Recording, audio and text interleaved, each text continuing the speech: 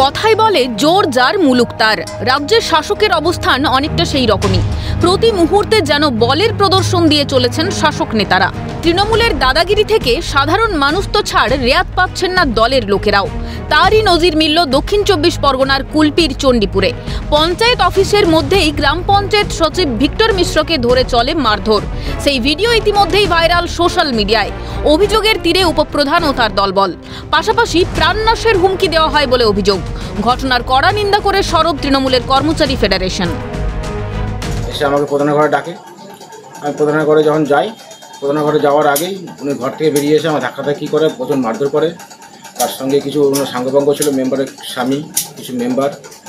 এবার গলা চেপে ধরে মার্ডার করার হুমকি দেয় সঙ্গে সঙ্গে। এই ঘটনাটা সত্যিই নিন্দনীয়। আমরাও কর্মচারীদের পক্ষ থেকে এর তীব্র প্রতিবাদ জানিয়েছি। জানা যায় ঘটনাটি ঘটে ২০ জুলাই বিকেলে। বেধড়ক মারধরের অভিযোগ তৃণমূলের উপপ্রধান সহ বেশ কয়েকজন পঞ্চায়েত সদস্য ও তাদের স্বামীদের বিরুদ্ধে। মালদার ইংরেজবাজারের বাসিন্দা আক্রান্ত সচিব ভিক্টর মিশ্র দলের কাজ সামলাতে বাড়ি ভাড়া করে থাকেন কুলপিতে। স্বাভাবিকভাবেই ঘটনার পর থেকে আতঙ্কিত হয়ে পঞ্চায়েতে যাওয়াই বন্ধ করে দিয়েছেন আক্রান্ত সচিব ভিক্টর মিশ্র। বিষয়টি নিয়ে বিডিওর দ্বারস্থ হয়েছেন সচিব। ঊর্ধ্বতন কর্তৃপক্ষকে জানানো হয়েছে বলেও জানিয়েছেন বিডিও। ঘটনার কথা স্বীকার করে সাফাই দিয়েছেন স্থানীয় তৃণমূল নেতৃত্ব। পাশাপাশি আক্রান্ত সচিবের নিরাপত্তার বিষয়টিও গুরুত্ব সহকারে দেখা হচ্ছে বলে জানানো হয়েছে দলের তরফে। এখানে মেন নেতৃত্ব ছিল উপপ্রধান সাবির মোল্লা। উনি প্রচুর মারধর করে আমাকে। তার সঙ্গে ছিল হচ্ছে রশিদ আলী বলে একজন মেম্বারের স্বামী, দুটো মহিলা মেম্বার ছিল, আর রামদেবপুর গ্রামের মেম্বার এবং হচ্ছে রামদেব গ্রামের মেম্বারের সঙ্গে একজন এসেছিল, অনুপ নস্কর নাম জানতে পারছি। আপনি কিতঙ্কের মধ্যে আছে। এরপরে আমি অফিসে আসলে আমার সিকিউরিটি কে দেবে সেই নিয়ে আমি বিদেশের সঙ্গে কথা বলবো, ওনাকে লিখিতভাবে কমপ্লেন করবো।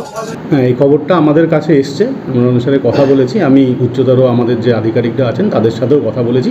ওনারা যেরকম বলবেন সেরকম আগামী দিনে সেই মতো ব্যবস্থা হবে এবং আমাদের সচিবেরও সেক্রেটারির কাছে অন্যায় স্বীকার এবং হাত জোড়ে করে ক্ষমা স্বীকার করে সে যখন যাবে বা আসার সময়। এবং আমরা দলগতভাবে সেখানে প্রত্যেকটা যারা মেম্বার আছে, আমাদের দলের মেম্বার যারা, তাদেরকে প্রত্যেকে বলা হয়েছে যে সেক্রেটারি সাহেবকে সহযোগিতা করতে এবং তার যদি কোনো অসুবিধা বোধ হয় সঙ্গে সঙ্গে আমাদের কাছে জানানোর কথা বলা হয়েছে। অভিযুক্ত উপপ্রধান সাবির মোল্লাকে আপাতত পঞ্চায়েতে ঢুকতে নিষেধ করা হয়েছে। ঘটনা প্রকাশ্যে আসতেই শুরু হয়েছে জোর বিতর্ক। তৃণমূল রাজনীতি এভাবেই করে, কটাক্ষ বিজেপির। এটাই তৃণমূলের কালচার, তোপ দাগতে ছাড়েনি বামেরাও। এটা তো তৃণমূলের স্বাভাবিক প্রবৃত্তি আছে। তৃণমূল রাজনীতিটা এইভাবেই করে।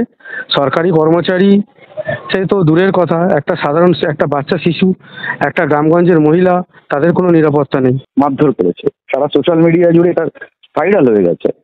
সমস্ত পশ্চিমবাংলা জুড়েই এটা তৃণমূলের কালচার, এটা তৃণমূলের স্বভাব হয়ে দাঁড়িয়েছে। ২১শে জুলাই তৃণমূলের শহীদ দিবসের মঞ্চ থেকে দলের কর্মীদের উদ্দেশ্যে সংযত থাকার বার্তা তৃণমূলের সেকেন্ড ইন কমান্ডের। আমাদের নেত্রী তৃণমূল তৈরি করার সময় বলেছিল আমাদের কর্মীদের সংযত থাকতে হবে, অযথা কোন রকম কোনো বাগ বিতণ্ডায় জড়াবেন না। প্রশ্ন ওঠে তারপরেও এই ধরনের ঘটনা ঘটে কিভাবে? তবে কি শীর্ষ নেতৃত্বের নির্দেশকে তৃণমূল স্তরে ডোন্ট কেয়ার? তৃণমূলের অন্দরের ফাটল কি তবে চওড়া হচ্ছে? সৈকত ঘোষের রিপোর্ট, ক্যালকাটা নিউজ।